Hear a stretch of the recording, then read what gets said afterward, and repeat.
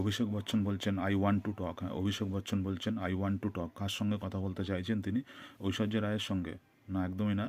তার যে ছবি রিলিজ করেছে সেই ছবির নাম হচ্ছে I want to talk.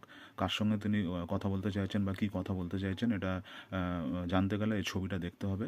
Sujit সরকার পরিচালিত এই ছবি, কিন্তু মানে অভিষেকের যে অভিনয়, সেই অভিষেকের অভিনয় নিয়ে প্রশংসা পাচ্ছে, বা অভিষেকের অভিনয় হচ্ছে সবাই প্রশংসিত হচ্ছে সবার কাছে, এবং অনেকে তাকে ইরফান খানের সঙ্গে তুলনা করছেন।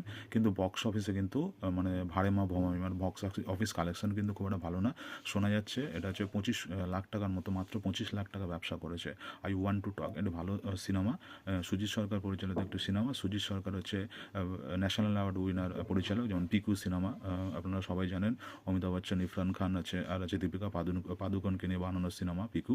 তার জন্য তিনি ন্যাশনাল অ্যাওয়ার্ড পেয়েছেন, এবং তারই ছবি আই ওয়ান্ট টু টক অভিষেক বচ্চনকে নিয়ে করা। কিন্তু প্রথম সপ্তাহে কালেকশন মাত্র কিন্তু 24 লাখ টাকা, এবং